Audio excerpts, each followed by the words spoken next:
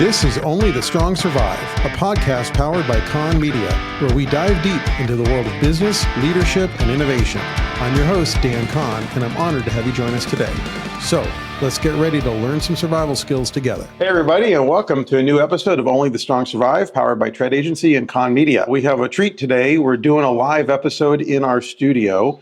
And joining us is Marco Gerace, who is not only the owner of TLG, one of the most well-respected Porsche shops in the country, but also a friend of mine for 30 years? Something like that, yeah. More than 30 years? 96, 97. Yeah. Really started hanging out. Lifelong friend, and really appreciate you driving out. I know it's kind of a haul in LA traffic, so thank you for being here, and looking forward to a conversation about small business ownership and running a shop in the current environment and working in a specialty market and dealing with resilience. So thanks for being here, Marco. Thanks for having me. It's a real pleasure. Just watching all of this come together over the last few decades has been really a joy. And so I'm honored to be here. Well, likewise. I guess to start, let's kind of go back to the beginning and at least of the business, and then we can talk about our relationship and everything too. But explain TLG. What is it? Where did it come from? And what do you do? My father grew up in New York and was a motorhead, his whole life. And when he came to California in the mid 70s,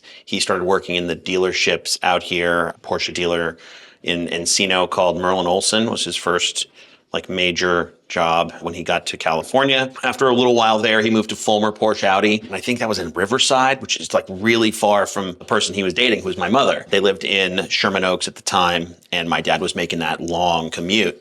And then my mom got in a car accident, and it took him 3 hours to get home to the hospital to be with her. And he was just like, I can't do this. And someone had suggested it, or maybe my mom had suggested it, that he go into business for himself. And so using the money from their wedding, the gifts that they received at their wedding, they opened TLG in 1978. And we've been in business ever since. Is the TL in TLG Tony and Lois? Very good. Yeah. I didn't know about that. You're the only person that's ever got that. Oh, yeah, okay. But I guess because you know me so long. Yeah, it's Tony and Lois Gerace. All right, very good. So when you and I first started hanging out in high school, there was a ragtag group of car guys at our school. And I was a muscle car guy and had a muscle car. You were this squirrely dude in a Volkswagen. Not much has changed. And you drove this air-cooled Volkswagen like it was a 917. Foot to the floor all the time. And I don't think you had even finished. You had a 914.6, and we'll get into that, but I don't think it was even done yet, right? It was in process, yeah. And one of my core memories of high school, probably I was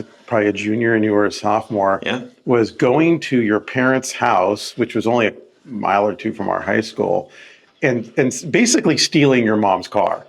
Oh, okay. So what happened was we actually stole my car, the Volkswagen, and we just kind of went joyriding and stuff. But I remember the white 911 Turbo. Oh, we took that too. We took that. Yeah. And I remember I had never been in a Porsche of any kind before. Yeah.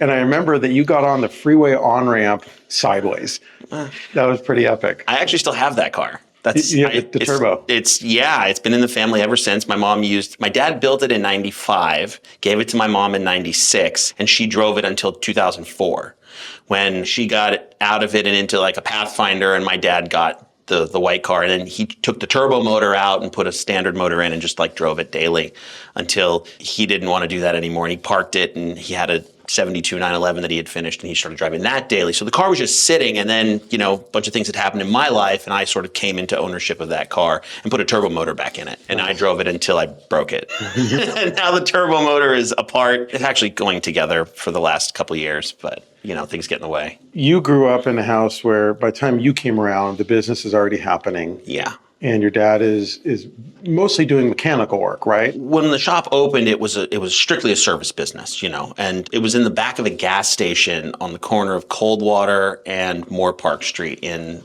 I guess it's Sherman Oaks. What ended up happening was, there was this little tiny one bay operation in the back of this gas station, and that's where my dad started the business. But the owner of the property wanted to sell it, and so it was buy the property or you're out. And my parents, being in their 20s, couldn't afford to buy real estate like that there. It's even worse now. My dad moved the shop up to about a block from where we currently are on Sherman Way in North Hollywood. After a few years, like I think it was like 3 or 4 years there, he realized he was paying Main Street frontage for a business that didn't require it. Right? So we're the type of business that if you need us, you'll find us, right? It seems counterintuitive in a lot of ways, but the Porsche community in Southern California is very small and very tight, and everybody knows each other and everybody's business. My dad found a shop that was nearby that was twice the size or 3 times the size of what he had. We've been there ever since like 1987. Actually, he was in that shop on Sherman Way for about 7 years, now that I think about it. They moved in like 1980. And you're still in the same basic area. How much, you've got a lot of bays now, though. So my main shop is about 4,500 square feet. My supplementary building, my storage building is about 3,000 square feet. So we got it all told about 7,500 square feet. Could we do it in more space? Yeah, I'd love to. Could we do it in less? Yes, of course. The business now is different than it was when my dad started the place and over the years. As you said, he was doing mostly service and maintenance, always rebuilding gearboxes and transmissions. But then there was a time sort of in the late 90s, early 2000s where restoration started to become more of a thing. That's when values started going up. They started creeping, yeah. I mean, you could still, in 2002, you could still buy a 911S for 10 grand. I mean, today you can't touch one for under 100. The worst one for under 100, The business sort of morphed. My dad worked alone for many years. He had some people that would come and help out and, lend a set of hands because sometimes you need 2 people to do stuff. But for the most part, he was a owner-operator by himself. And it was amazing. Looking back, I can't fathom how he did that. I mean, it was truly an entrepreneurial mindset, He provided a good life for you guys. I mean, he absolutely had a nice house and a nice neighborhood. Yeah. I mean, don't get me wrong. My mom also pulled her weight. I mean, it was very much a 50-50 household, as, middle-class Americans tend to be. My dad was just really good at Porsche, and he was just a naturally gifted guy, and he was honest and kind to people. He was a little gruff, of course, because mechanics just get that way, as I find myself to be. But he was honest, forthright. He had integrity. And he was really good at what he did. That's really all the business needed until times changed and the internet got invented. And that's kind of where I come into the picture, after college and whatnot. So you went to school for journalism. I did, yeah. It was sort of a parallel path with you. We were doing kind of the same thing at the same time. Yeah, honestly, I mean... Neither one of us ended up as journalists, but okay. Well, it's funny. I watched what you were doing and I talked to you a lot. Throughout that time period of our lives. And you were sort of a mentor to me, whether you knew it or not, and whether I realized it or not. I was sort of following the path you were laying down because you were a little bit older than me. I ended up taking a lot away from my college experience. Not any people really, but time management skills, communication skills, fact-finding skills, like how to dig for information and what is truly important and, distilling things down and how to communicate with people who have very high levels of education and are very high frequency operators. I'm not that high frequency. I'm not a Fortune 500 CEO. I don't operate on that level, but I can communicate with those people because of the skill set that I gather. Today, most of those people are your customers. So that's what I'm saying. My dad couldn't speak to people on that level the way that I did, but it didn't make him less than. It was a skill he was lacking, right? It's just a skill. That's where I came into the business and we started to shift away. Right out of college, you wrote for Excellence Magazine for Pete Stout. I did. I remember that. I did some freelance work for Pete and Excellence. Naively, I asked him for a job on staff, and he's like, no. But he did say, but I appreciate your guts, and because of that, I'll give you an assignment. And so he did. I went up and I met him in Novato at the Ross Publications offices. I spent the day with him and Eric Gustafson, and we went to Sonoma and we watched racing and we just shot the breeze for a day. And he gave me a writing assignment and I drove home and I did it. And then that relationship fizzled from a work perspective. I just found that it wasn't making me happy. It wasn't what I wanted to do. I wasn't born for the freelance lifestyle. Right. But the relationship I made with Pete has carried on to this day. And he's one of the mentors that I can look back on. I was going to ask about that. So you still talk to him? I talk to Pete a lot. Okay.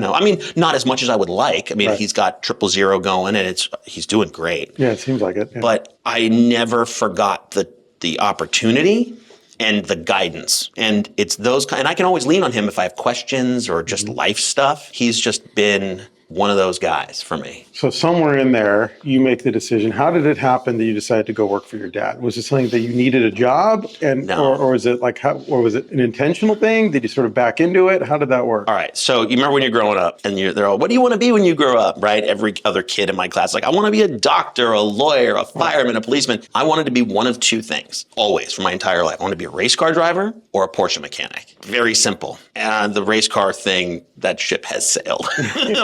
Number one, I was never fast enough to be a race car driver. I'm good in a sprint race, but not in an endurance race. Yeah. I just don't have the feel for it. But I like to drive, it's fun. But the mechanic thing, it's always just felt like the thing I needed to do. And unfortunately, my dad didn't agree with that. And this is why I ended up in college and I didn't go to work straight out of high school. He didn't want me to be a mechanic. His line was, I don't want you to work as hard as I do. But I don't think that's what he meant. I think he just meant he didn't want me to sacrifice my body for money. Right. He wanted me to use my brain. What he didn't realize is that you can do both, right? You can work hard, but you can work smart. What's interesting, though, is that is such a baby boomer mentality, right? All those guys that, like, my dad spent most of his early years crawling under houses. So to them, and my dad didn't go to college. Your dad, I don't think went. So he barely finished high school. Right. So to them, as I get older, I realize now with perspective that to them, that was a noble thing. Like, I want my kids to do better than I've done. 100%. And therefore, I want them to go to college. And because they were fed this whole line about, this is the way. You go get your degree and then you get some job in an office somewhere and you get a steady paycheck. And that's what success looked like. It's interesting that now, Mike Rowe is running around talking about this on the internet every day. There is this weird gap now where there's a skills gap. And that happened for enough decades. And now there's not enough people out there that can fix your plumbing or that can rewire the electrical panel in your house or can turn a wrench on your car. The trades. You're speaking of the trades. Yes. And there is a huge workforce gap in the trades. And I am dealing with that daily. 100%. And there's a nobility to it. I think I know you and I both read Zen and the Art of Motorcycle Maintenance when we were in our 20s. I don't know about you, but I missed the point of that. and I now understand it. Where if I get the pleasure of working on something with my hands on a weekend for a day and I can finish a big project, the sense of accomplishment you get from doing that, to me anyway, is so much greater than, I sent another 92 emails today. Yeah, but I got both sides of that as an entrepreneur in my own business, right? As the small business owner, there are days when I don't turn a wrench. And then there are days when all I do is assemble engines or, do brake jobs or whatever. So, again, there's my journalism degree serving me. But my dad, the blue collar experience is not something that is revered in America anymore. Now, I'm not going to get into a discussion about American this or European that or whatever. But what I do know is that when I visited Switzerland recently, I was talking with someone who was telling me that, plumbing over there is not as important as a doctor, but it's right up there. Because if your toilets don't flush, what do you got? Well, and the reality everyone's swimming in doo-doo. I think the economy is, whether we like it or not, market forces are adjusting for that. Where I have a neighbor who's a plumber and his sons work for him, and it's a multi-gen business, and they have 2 or 3 vans. I don't know. I've never seen killing it. I've never seen his tax return, but I can tell you with some confidence they're doing better than I am. How many boats do they have? Right. He's got a compound. And I'm okay, you're doing just fine. So there's, as you said, there's a nobility in it, but there's also money there. Again, it's a skill, it's a trade. It takes decades to learn it, like going to school to be a doctor. You're just a different type of doctor. You're right about the European thing, because it's interesting. I know that we both know and have, I think, a lot of respect for the Roof family. Yeah. And the way they treat every one of their employees over there, from the guy who's doing carbon fiber layup to the guys that are building the motors, they treat everybody over there like they're an artist. It's really cool to see the way that they treat their people and how they're revered for having those mechanical skill sets. I also think that it's the same people who mop your floors and clean the toilets. It takes all of these different types of people to turn the world, right? Yeah. And if you forget everybody is important, then it's gonna adversely affect your production, your life, and what have you. So you go to college. go to Dad college. says you need to go get a quote unquote Get a degree. degree. Go get like a office job or whatever. Yeah. I did that. I did all of that. And you did that. I did. I worked for the Daily News, and I forgot about that. I worked for the Daily News, the LA Daily News, and it was this building with no windows, and I just went bananas. Like there was no sun. You didn't see the sun, and I understand why. I mean, you're always working, and I had one of those jobs too. it's horrible, right? And so then you go outside, you're like, and then I was there for about a year or so, just under, and then I moved to an aftermarket parts company that fizzled relatively quickly. I just didn't mesh. Doing tech support, marketing, sales, everything. One of my coworkers actually moved over to Willwood, Mike Scully. And he's now he's been at Willwood for almost 20 years. It's amazing. The guy's done really well for himself. And I still consider him a friend. But I just that job wasn't for me. And so I went off and I started working at the shop because I needed a job, but also because I knew that that's what I wanted to do. But I also had night jobs. So I was, in my early 20s working 2 jobs. And at the time, killing it. I mean, you and your dad restored that 914.6 together. Yes. So you had turned wrenches with your dad up to that point, but when you walk into the shop for the first day of work, what's that like? I mean, did you have skills or was it like blank sheet of paper? Growing up, I grew up the son of a mechanic, so I went to work with my dad, and for years and years I was washing parts and sweeping the floor and organizing things, and he would have me prep cars for him. If a car needed a service, I would knock it down, right? I'd take the covers off, I'd drain the oil, I'd get the wheels off, I would do any brake work or any whatever, and all the engine work was kind of left to him, and then he would come in, he'd adjust the valves, and then I'd put the covers back on, I'd fill it with oil, change the filter, start the car, get it running, and kind of make it so that he could road test it, right? So he was QC and fine detail work, and I was the grunt on the line, right? And it was a great team thing for many years. Eventually started asking more questions, and I said, what do you do when you're adjusting valves? I got interested, and he's like, well, this is what you're doing, and you feel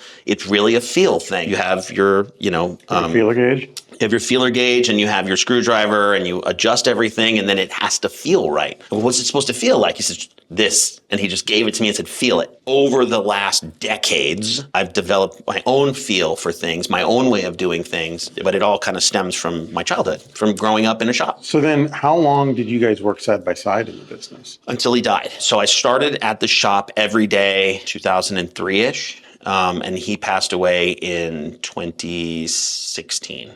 12 years. So you got 12 years. Yeah. That's 12, 13 years. Was it ever tense? How many times did I quit or get fired? And how many times did he quit or get fired? You and your dad, I wouldn't describe either of you as easygoing. So come on. I was kind of curious what that was like. The tension came from a couple of places, and we ended up to go to therapy to figure it out. Oh, wow. What ended up happening was I was in my 20s and on the rise, and he was in his 50s and 60s and on the decline. Not in health or whatever, but eventually yes, but it was more of I wanted more from the business and he wanted less, but we didn't know how to pass the torch. We didn't know there was no discussion of next steps. Right? It was assumed I would take over, but we had never really got into discussing it. And so as I was doing more and more in the shop, he felt less important and he felt like he was being pushed out. And that was a source of massive tension for us. And we would argue and scream at each other and battle. I have a couple of dents in my rolling table from a hammer or a wrench where I just could not take it anymore. And I'm not proud of that, but what it did was it pushed us into therapy for communication. And we learned how to talk to each other. And once we figured out how to discuss things without explosion, we wanted the same exact things. We just didn't know how to do it, right? So I wanted him to retire gracefully, to be able to sort of ride off into the sunset. Instead of working 5 days a week from 9 a.m. to 5 p.m., he could come in 2 or 3 days a week from noon to 3 and putter or work on a special project or liaise with customers or what have you. And that's what I wanted for him, but he didn't understand that, and I didn't know how to tell him. Unfortunately, we got to that point a little too late, and so the transition was never actually set up. And so when he passed, it was sort of a rug pull for me. I was left scrambling to kind of prop the business up and learn the things I hadn't learned about the cars, the business, being an entrepreneur, a business owner with no guidance. And I turned to my friends, some clients who were very well-to-do, who'd been through similar experiences, and I gleaned what I could. Because he got sick and passed fairly quickly. It was about a year, yeah. So he was diagnosed with cancer, did his treatment, and then the treatment didn't really work, and he was gone. I'm sorry. Yeah. I mean, look, that's the kind of the nature of things, right? You just don't know. It prompts you to have the hard talks sooner. If I learn anything from it, it's just have those really hard discussions much sooner in life than later, right? Yeah. Because it's easier to know what to do than not. When that happened, was it for you internally, was it like, okay, I'm just going to keep running TLG? Was there ever any other thought of like... No, there was no other thoughts. There was always, this is going to be the future. Like this was what so in 2008, we'll call it, I was working in my second job, which was I was working at Fox Sports Radio, and I had transitioned out of Fox into ESPN. And I had been at ESPN for about a year, and I really just kind of had this, for lack of a better term, a come to Jesus moment.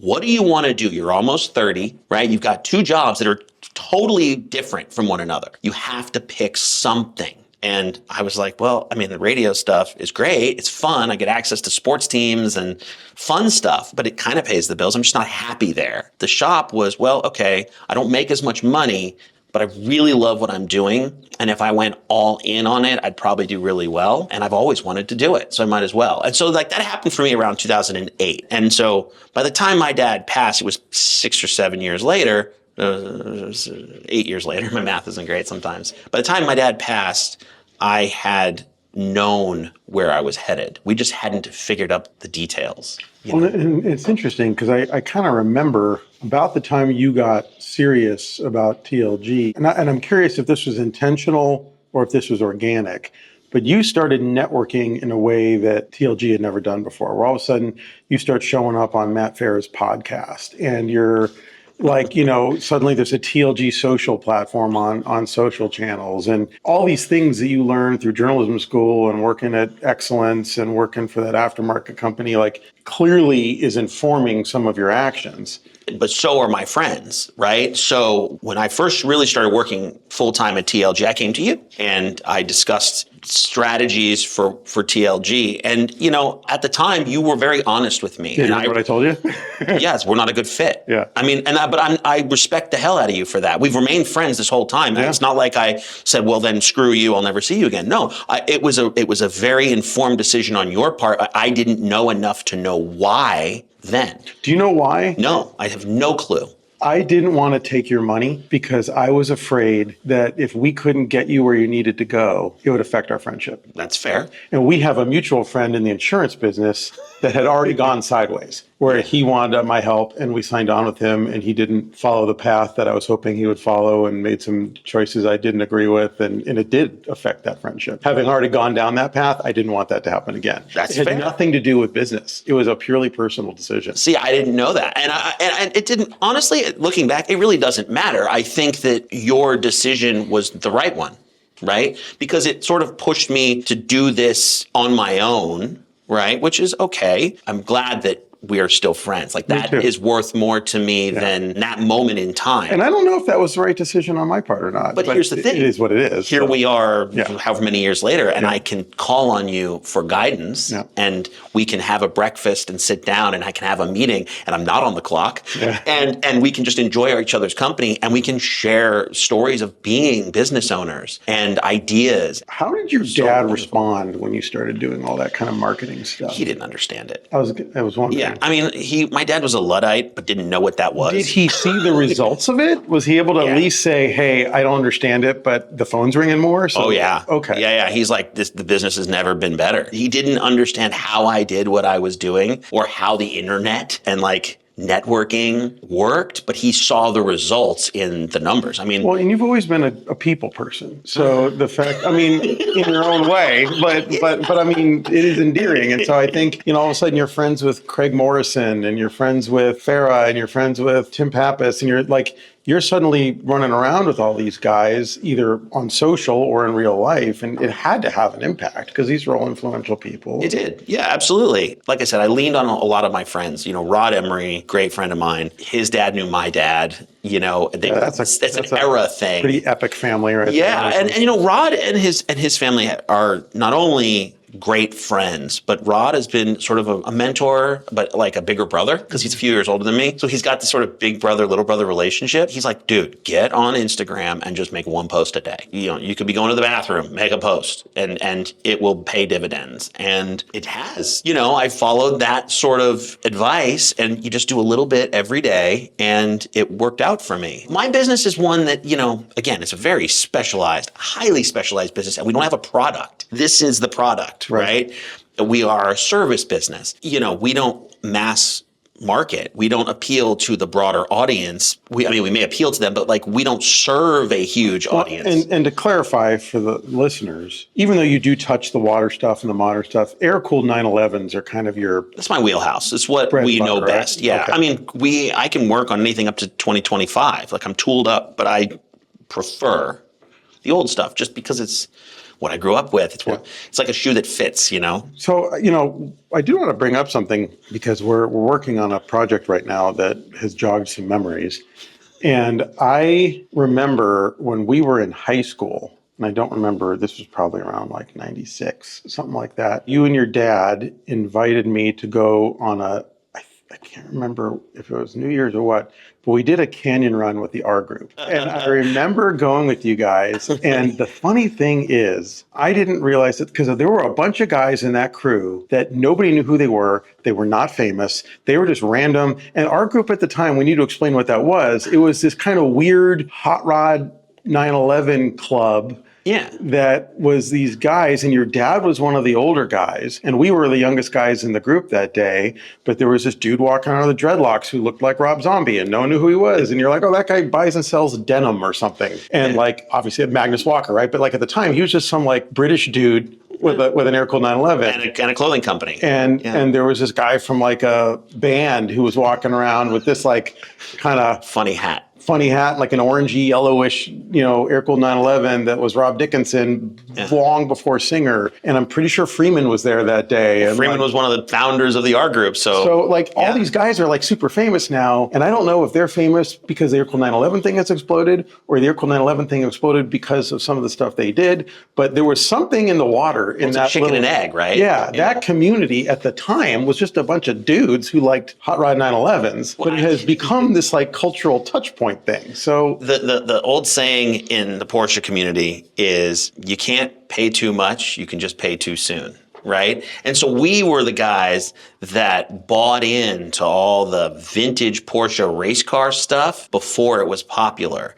And so the R group was a sports purpose based organization, right? So all the cars had some form of sports purpose vibe to them, whether it be built out of old motorsport parts or in the style of the 911R. I was going to say, a lot of them looked like 911Rs. Exactly, yeah. And it drew on that aesthetic, right? But it was done with real vintage parts. It was before there was Zwart, an aftermarket. Right? Zwart was part of that crew, Zwart was there from the beginning as well. So all that whole crew is kind of, it's interesting. And we have aged, man. It's been 20 years, we have aged, man. Is the R group still a thing? The R group is still a thing. It's just a lot quieter because everyone's aged. Yeah. A lot of the guys that had cars back then have sold them just financial reasons or age. They just can't drive them anymore. They were in their 50s and 60s 20 years ago. So now they're in their 70s and 80s, and those clutches are heavy. Yeah. That doesn't have air conditioning or power steering or airbags. And as you get older, your desires change, right? What I would put up with at 15 or 16 years old is a whole lot different than what I'll put up with now. The R group was sort of like the crucible, and what happens now, Singer and what Jeff Zwart is doing, and Freeman moving on to work with the roofs, and and do Myers-Manx stuff. Like all that stuff we did a long time ago informs what they're doing today. And it's pretty cool. It was a really special time. You were ringside for all that, and you were the kid that was ringside. I still am the youngest one. But yeah, I think back then I was in my early 20s, and I had a 914 6 hot rod car, which was not really that well accepted, in the R group. I was sort of on the outskirts of that stuff, but I was cool by association. And then, I got my first 911 and just built that, and, I was a little bit more like in the club at that point. So where do you see this whole thing going? Because I think, it's interesting because like obviously the Singer thing has mainstreamed not just the air-cooled 911 in general. I mean, maybe I'm giving Dickinson too much credit. I don't know. But I mean, values and everything else, there's like a dozen companies out there that are building sort of their version of like a resto mod 911. What Farah did a few years ago that I think you were involved with the safari car thing. That was Lee Keen. All I did was Matt's motor. But that was a Lee Keen Safari thing. And again, Porsche ended up building a Safari 911. So you tell me. And then not long after, Lambo is suddenly building an off-road version. Yeah. So like there's this tail wagging the dog thing that's happening. Yeah. And where does this all go? I mean, I could speak on this for hours, right? It's really who's interested in it. I worry that the vintage Porsches are going to end up being like, the brass era cars. And there's this like whole generation of people who just die and no one cares about the old stuff, right? I think it's less likely to happen with the 911s, but the 356s, I've watched that cycle twice where they were super popular when they were new and then they were $10 cars. Like they were just throwaways not long after and no one wanted them because everyone wanted the 911s. Well, then all the really cool guys in the know bought up the good 356s, the Carreras, the convertibles, the GT coupes, like all of this really trick stuff. And they traded hands for good money. But like today, they're 20x, 100x of what they were then. Like you just watch the cycles, right? It's like popular, not popular, popular again, not really popular, and then they're starting to creep back up. But the old saying was when the top goes down, the price goes up. It's not necessarily that way anymore. Not many people want convertible 911s or Targas. They want the coupes, they want the specialty cars. I'm not a big fan of resto mods. I don't do them. I'm more of a purist. Is that going to hurt me or help me? I don't know. I am very outspoken about it. I appreciate what Singer has built and what they have done, especially when they started, which was right in 2008 before the economy collapsed. Yeah, I know. I watched them pull that thing through, kicking and screaming. Rob brought that to fruition, and for that, he deserves a lot of credit. Yep. Is it my aesthetic? Not really. I like certain things. I don't like others. It's not my car. I don't care. I'm not building them. I'm not buying them. I have worked on them in the past, and I respect them. Same thing with Gunther Works. It's not my personal cup of tea, but I have the utmost respect for Peter and his team and what they've accomplished. There's space for all of it. There isn't space in my mind for garbage, like bad resto mods or Singer knockoffs. If you're going to do it, you got to really go all the way. These half measures are really a problem. Well, you're talking about the eBay specials. And there's or the quick flips on Bring a Trailer or P-Car Market. I don't support those, and I'm very outspoken about that. Maybe to my detriment. I don't know.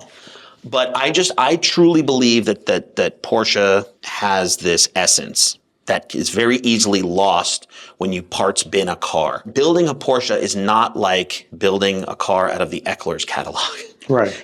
Corvettes with too much stuff hanging off of them end up looking like Christmas trees. Same thing happens to Porsches, and it just totally dilutes the experience and it cheapens the car, and it does nobody any good. And all the updates cars from the cars that were built in the 60s and 70s that were updated to look like 964s and 993s, thankfully a lot of those have been saved. All that stuff has been taken off of them. They've been made back into what they really are and distilled back down to the essence of... Well, now it's the opposite. Now it's backdate cars, right? I do not support that either. Right. I just don't stop cutting up these really good cars. Now, again, Singer and Gunther Works, they're doing 964s and 993s, and Singer backdates them a little bit.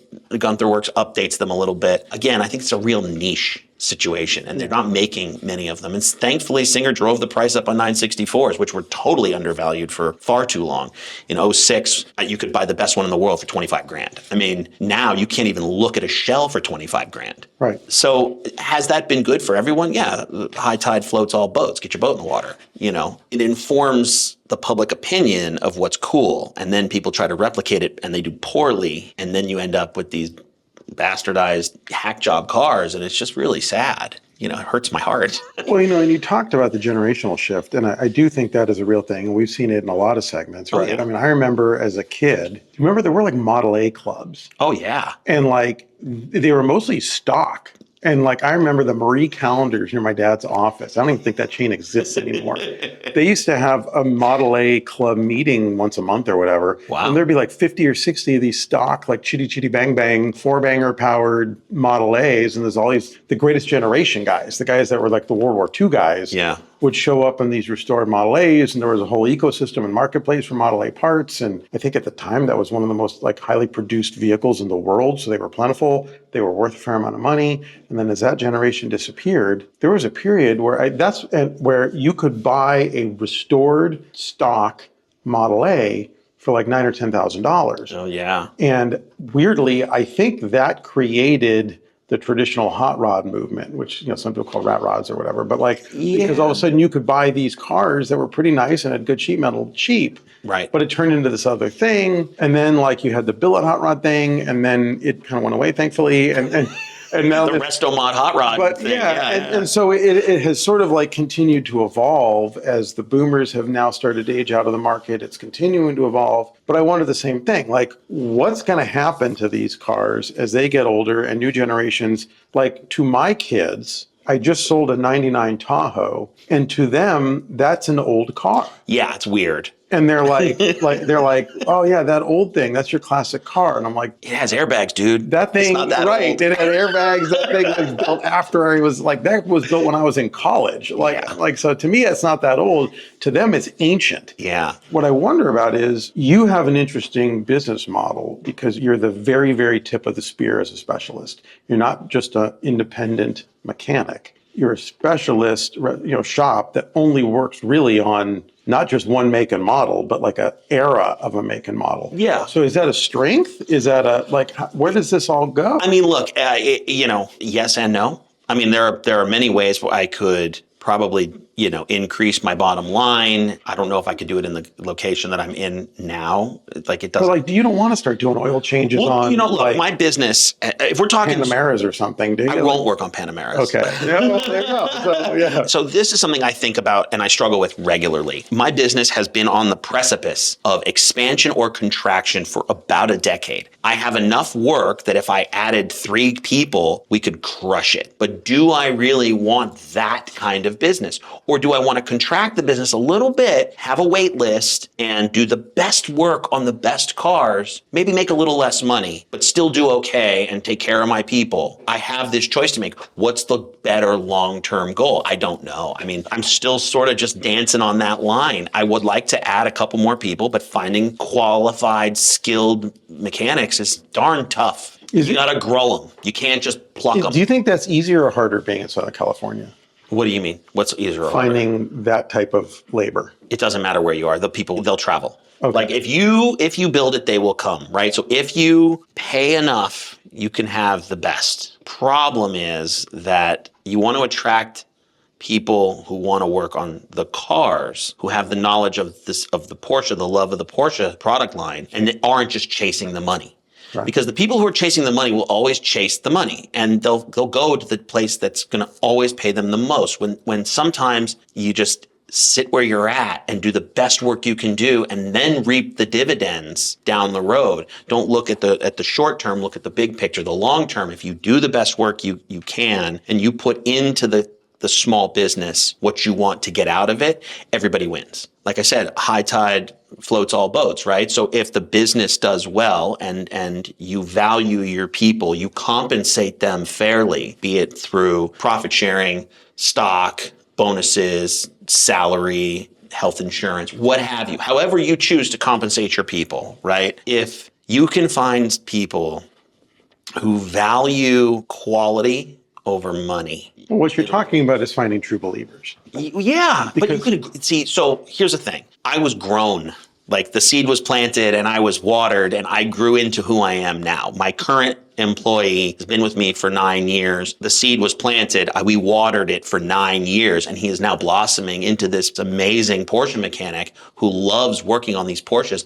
He used to work on Fords. He worked on Hondas. That sucks. Well, that's what I was going to say is if you're an ASC certified master mechanic, you can probably make a good living anywhere working at a dealership. Like you're going to make decent money. You're going to have good benefits. You can move from Kansas City to LA to whatever. And there's always work out there for those guys. So it's the environment. But they're also going to be doing brake jobs on Ford Explorers or whatever. So. Exactly. And you're flagging hours or whatever. In my shop, we run a salary position, and you get benefits. You get paid the same at the end of every week, no matter how much or how little you do. How does your model work? Do you have a flat rate, like book price for different jobs? So for the modern stuff, yeah, you know what it's supposed to take. Usually the book rate is within, an hour or so. And that's Someone fine. comes in and says, I have this issue. Yeah, how much is an oil change? How much is a brake job? And then you just do the work. And we're usually, $1,000 less than the dealer. Obviously, when someone rolls in with a 74 911, there it is. There's lots of question marks, right? Like if you've never worked on the car before. Well, it's not only that I've never worked on the car, it's every single car is different because 35 years, 45 years later, who knows how much rust it has? Was it hit? How long does it take to take it apart and how long does it take to put it back together? Plus, what broke when we were taking it apart? Like how many new parts we have to buy? What do we have to restore just to make this thing go back together? So what's supposed to be a 2-day job could be a 2-month job that fast. You just don't even know. So what do you tell those customers, especially if they're not a regular? I hate to say it out loud, but I just say, look, you have to trust me. Yeah. I have earned. So after 25 years of doing this myself, but after being in business since 1978, I believe by default, we have earned your trust. You don't know who I am? Google me. You'll probably see a couple people say I was really grouchy, but I did excellent work at a fair price. We all have our good days and our bad days. I can be grouchy sometimes, but generally speaking, I am honest, I'm forthright, I operate with integrity, right? When I make mistakes, I own it. I don't pass the buck. How many people will rebuild a motor 5 years after the job is done because something happened that no one planned for? Me, I'm that guy. I did that. I didn't ask for a dime. The guy gave me $200. But I owed him nothing. I did it because it was my work. I wanted to be proud of it and I can not sleep at night. The money's important, but it's not the end all be all of why I do what I do. And so I'm always searching for people with the same mindset as me. I had an employee for 13 years. The only reason he doesn't work for me anymore is because his life circumstances changed. But he did say when things change again, he'd love to come back and work again. And I was like, door's always open, dude. We parted on good terms. I mean, my heart was broken because we'd been friends for 30 years, 25 years, and he'd worked for me for 13 years, sure, there was a long-term relationship there. It was a hard breakup, but it wasn't a bad one. Now the search is on for the next person to come in and put down those roots. And I'd love to have, 3, 4, 5 people that are just excellent, just like a solid stick around forever team.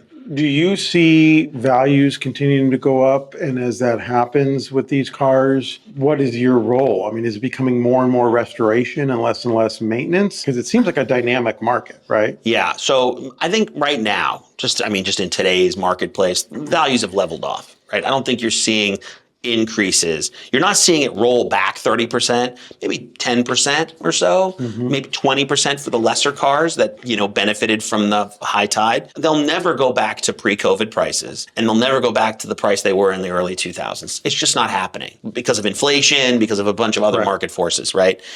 Supply and demand. I will say that my business, my father always said service first, restoration second. I understand that, but as time marches on, the cars that I love require less and less regular service. And the clients who own them typically own more than one. Well, that was going to be my point. There's a convergence at some point. It all goes. The lines intersect because, it funnels upwards. 20 years ago, I knew several people that just dailied an air-cooled 911 because they weren't that old and they weren't that valuable and they liked the car. And we have a family friend who's an attorney that she dailied the same air-cooled 911 for 25 years. Yeah. And I assume that's going to be mostly maintenance on a car like that. But as the values go up and as the cars become rarer, and let's face it, the drivers get older, you end up with somebody who's got 2 or 3 of these things in a garage, but their daily is something more modern. I have restored cars that require almost zero maintenance because I only drive them 500 or 1,000 miles a year. Yes, except with old cars in general, if they sit for too long, something is eventually going to pop up just from sitting disease, That's right? true, right. So the really old ones, they have carburetor problems. You got to clean out the jets and take the carburetors off, clean it, and fix the float bowls, whatever, right? Fuel injection cars, a little less problematic. But even now with today's fuels, it's eating the diaphragms and the pressure regulators, and suddenly you have this misfire you never had, and you're buying a $300, $400, $500 pressure regulator.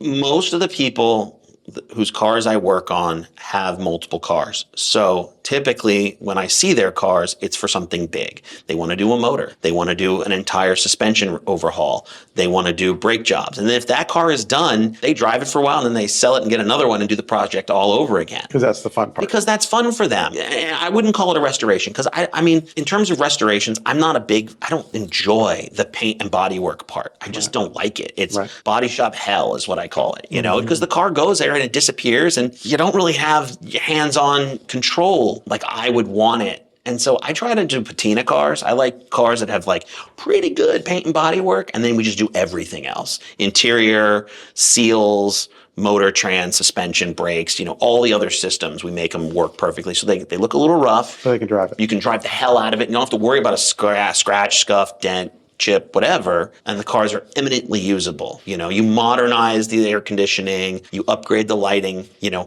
tastefully, try to make the cars usable as possible. So those are the kind of cars I'm seeing now, the bigger projects, but not full restorations yet. I haven't really, I've done plenty of them.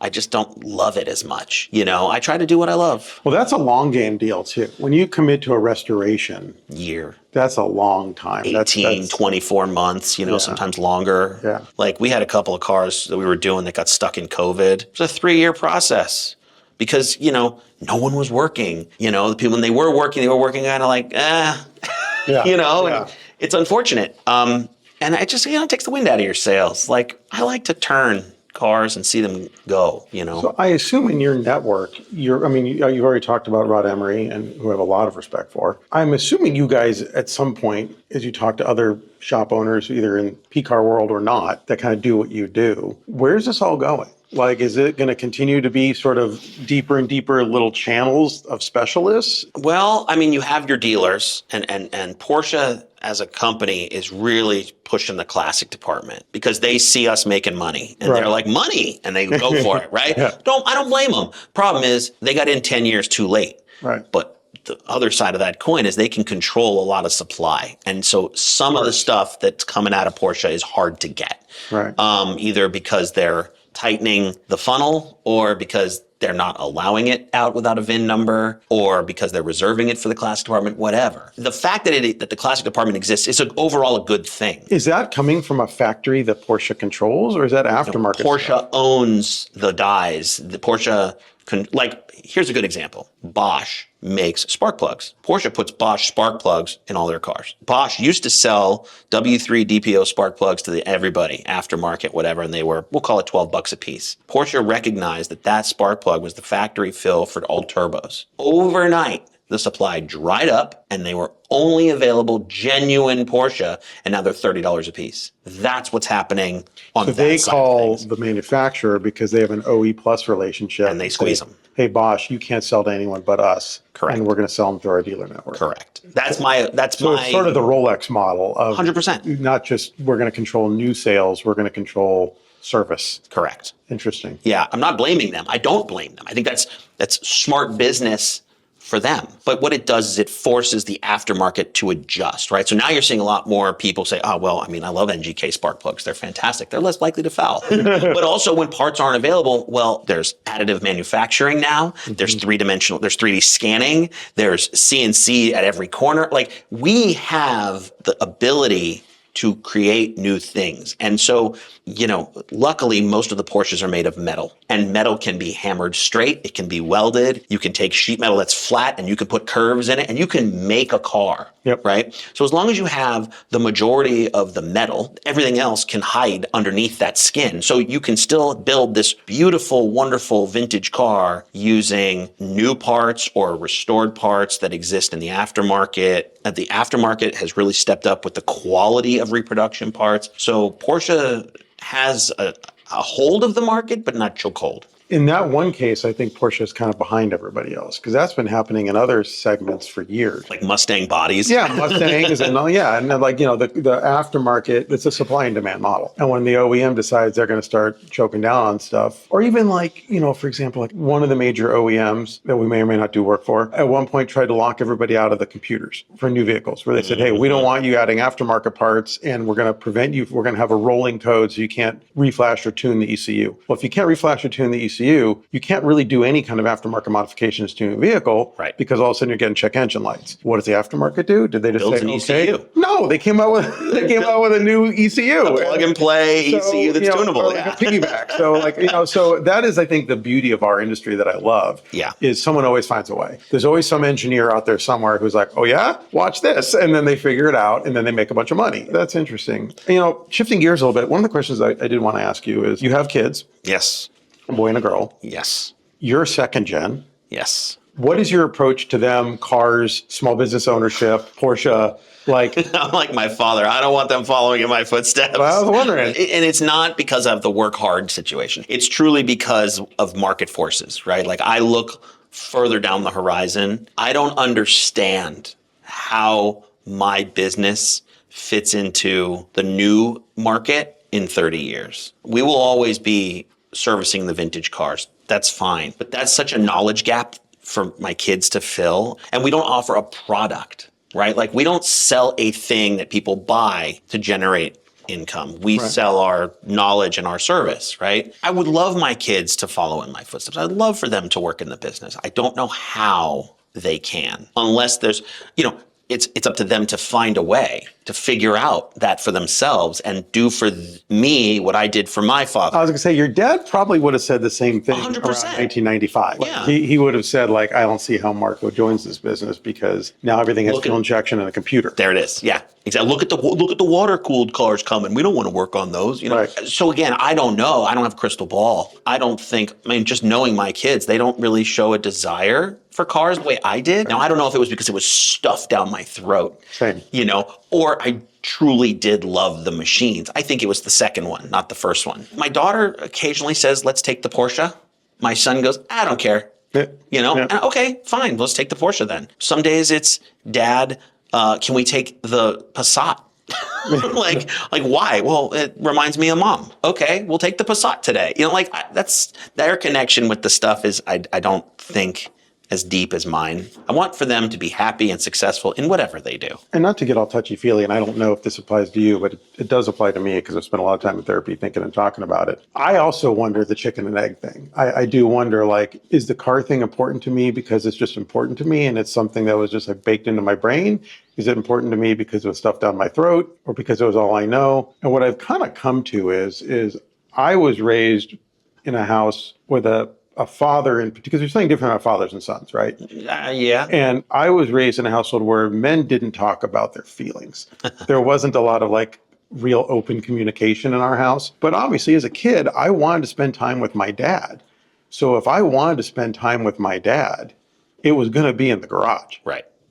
He went to work and then he came home and he went into the garage and that was kind of it. We didn't go to baseball games. There wasn't a lot of little league going on at our house. It was so I don't know nature, nurture, or whatever, but whatever it is, that was a thing that was sort of baked in early on. And then at that point, I came around to my own thing and I latched on to certain, he and I have very different taste in cars. Sure. And we like different things. But I think for me, I was so embedded in it that I had no choice other than to be aware of it. Now, somewhere along the line, I had to choose.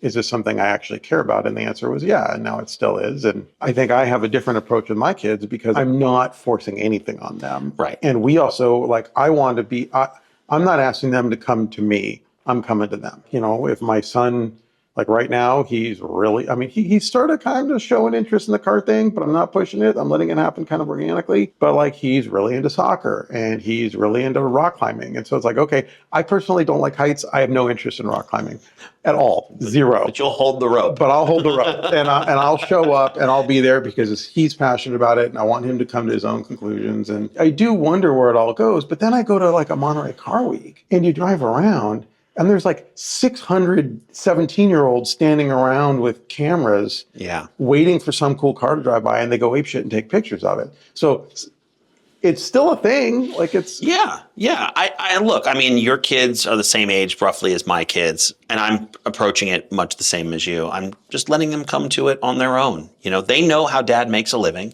Mm-hmm. They know that dad has cars. They know that I enjoy taking off on a road trip for a weekend. And you know, they either want it or they don't. Here's something that's interesting that never occurred to me. When I was growing up, the coolest thing in the world was having my dad drop me off at school in a different Porsche every day. Mm-hmm. Why was it different every day? Because he was driving customers' cars home. Right. Now, I don't do that like he did because most of the stuff that I do is super high value, right? And I'm not going to be driving a $200,000, $300,000, $400,000 car home at night. Right. I mean, I have, but I don't regularly. But, you know, I have 911. I have a couple other cars that are pretty freaking cool, and my kids don't want me to drop them off at school because it causes other kids to talk about it.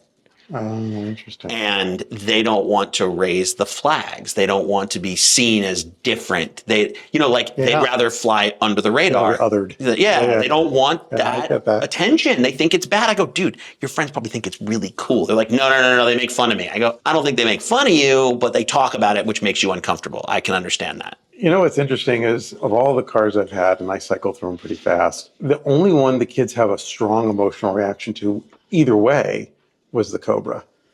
And my daughters... It's terrifying. Hated it. They, especially my oldest, did not like it, wouldn't go in it, wouldn't ride in it, didn't want to be dropped off in it for that exact reason. Yeah, like it's terrifying. That thing's obnoxious, it's scary, it's loud. My son was like, I really wish you didn't sell that car. Like, I love that car. Yeah. And if you could drive around uncorked, that'd be great. And so it is sort of interesting that there's a personality element in there too. I think, especially girls... My daughter loves it. Like you know, like for them, like, but they're much more sensitive to the whole, like, are other people talking about me thing. Right? Oh, yeah. And I'm not sure boys are as worried about it as girls are, although maybe not. My kids, like, again, my son doesn't want me to drop him off at school, but he doesn't mind anywhere else. Oh, okay. Like, that's the weird part. Yeah. It's like just in front of the school. Of school. Yeah. Which is so funny, because like when I was in middle school, if my dad dropped me off in his 71 Stingray that had a 671 supercharger sticking out of the hood and a bug catcher, that was the coolest thing on earth. And that hood and blower and bug catcher are mounted on the wall outside of this That was studio. The one? Yeah. Oh, that's awesome. I saw that. That was super cool. He saved the hood all these years, and he was cleaning out the garage one day and was like, hey, I've got the hood from the Stingray with a hole in it. Do you want it? And I'm like, absolutely. And then I just started figuring out, like, how are we going to assemble this in a diorama so I can mount it on the wall? I think it's awesome. Yeah. I saw that on the wall and I was like, that looks really familiar. Yeah, that's what it is. But I mean, you know, also your dad would do a gnarly burnout as he was leaving. My dad's a man-child. Yeah, but so my dad, we had the yellow van, which you could hear from our school. Away. Yep. Dude, you could hear it getting on the freeway, like a mile down the road. And I loved that. You know, and then if you stepped on the brakes, it would spark fire out the tailpipe. Yeah, that thing was terrifying. It was wild. My kids could not handle that today. Right. You know, if my car burbles a little bit, and I have a bone stock 911, bone stock, if it burbles a little bit, they go, Dad, it's so loud. I go, dude, are you kidding me? Like, this ain't nothing. You know? That's funny. So it's a different mentality, I guess. Maybe they'll come around to it. Maybe they won't. Well, I think societal norms have shifted too. I think what you and I used to do would not be okay now. You know, driving around uncorked exhaust, doing burnouts. And I think about my behavior in high school, and I'm like, oh my God. I remember getting yelled at one day with you. We uncorked the Mustang, and you did a couple of NASCAR drives down Valley Circle. I am wearing hearing aids for a reason, my friend. Your father, I've never seen him so upset. As he was. I think because it was in our neighborhood. Yeah, that's exactly what it was. Yeah. He was like, you can't do that around here. Yeah, right. It wasn't that you can't do it. You can't do it here. Do it in Marco's neighborhood. Yeah, right. Yeah. And we just switch places. Well, that's very funny. I've really enjoyed this. I do want to say, okay, you're several decades into running TLG. You've been solo now for a long time, running the business yourself. And as you look back on your career, I think you've heard the show, so you know what's coming next. As you look back on this experience, what was the biggest mistake you made and what did you learn from it? The biggest mistake I made, I mean, I could look at this a bunch of different ways. The biggest mistake I made was not investing in the infrastructure of my business sooner. So what do I mean by that? I mean, I started looking for a new home for the shop a year before my dad passed away. I should have been looking as soon as I came into the business. And I knew that that's what I wanted to do. I should have immediately started to find a new home for the shop that could be our forever home, one that we owned rather than leased. That was a big mistake that I missed. So if I could do it over again, I would have bought sooner. That makes sense. It's about stability, right? It's about fixing your overhead. It's about putting down roots. It's about having control of your destiny. It's about, and as a mechanic, where you work with your body, it's about having an exit strategy. Yeah. Right? It's about having income when you can no longer work. And I think that's something I missed early on. My dad always used to say he's going to die with a wrench in his hand. He did. It sucks. Like, I don't want that. Yeah. I want to be able to work a couple days a week and spend time with my kids and my grandkids. Like, right. I learned from his mistake. The problem is I learned a little late. So I'm forced to play catch up. Yeah, and I hear that a lot. There's a guy I like to listen to sometimes called, his name is Jay Goltz, and he has a picture framing business of all things in Chicago, but he owns a bunch of retail stores and a WD, and he talks about that a lot, how the best thing he did early in his business was he bought the building he was in. Because he talked about how, like, you know, first of all, you have flexibility. If you have a really crappy quarter, you can just not pay yourself rent. Bingo. And then at the end of the deal, when you want to be done, if you have a saleable business, great, you can sell it. But if you don't, you still have the real estate. That's also a mistake I've made as well. So, well, right you know, I will say, so in 1994, my dad's landlord came to him and said, I'm selling the property. Do you want to buy it? It was like $1.4 million. So much land. Right. in a warehouse district of North Hollywood. I mean, the heart of the valley. You couldn't touch that land today for less than $6 million. But back then, that was huge money. That's why my dad didn't do it. It was fear-based. Right. Because again, in 1994, you could buy a pretty nice house for $250,000. But here's the big picture, and that's the big picture. You zoom out on this stuff, and it's like, well, that was my dad's shortcoming. It's his lack of business acumen. I went to college and I got a great education in communications, but my business skills are severely lacking. It's taken me this long. Yeah. I mean, I speak from experience. It takes this long to understand what I should have understood 20-something years ago. My father never learned that lesson. He was content to lease until the day he died. For him, it worked, but you need more than cars and parts at the end of it, because your business is worth the sum of its liquid assets. In my business, it's worth the sum of its liquid assets because we don't sell a product. Right. We don't have anything that we can sell. That's any service. When my father died, 50% of the value of the business died with him because he took it with him in his head. The other 50% was what was in my head. And so I have spent the last decade of him being gone, putting more in my head, but also sharing it with the next guy. I guess the other half of that question is what else was a mistake is I didn't invest in the next generation, my coworkers. I didn't train more than just one person. I see what you're saying. So it's all on you, basically. 100% it's on me. Yeah, I get that. And now I'm having these conversations with my employee about the future. I'm telling him, look 20 years down the line. What do you want? I would love for you to take over this business, and I would love to work for you. And we can flip roles. If I buy a building and I own the building, I can fix your overhead or lower it so that you can always make money. And so having the control of your destiny is so important in a small business, in an entrepreneurial situation. Especially a service-based business. Especially a service-based business. You're right. Yeah. Well, Marco? Wait, you didn't ask me the next question. What's the next question? My legacy. Okay. If I could look, I think you ask that question all the time. Yeah. Right? Like I don't know how you ask it, but you always ask, what do I want to leave behind? Yeah.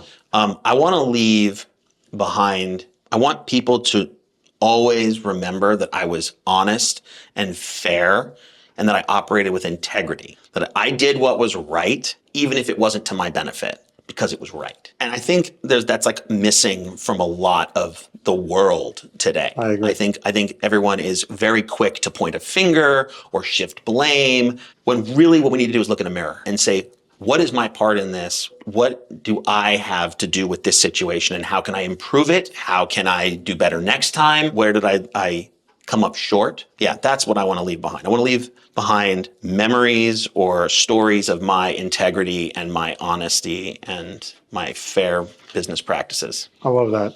And that is my operating modality in all things, is be open, honest, and transparent. Many times it works to my detriment.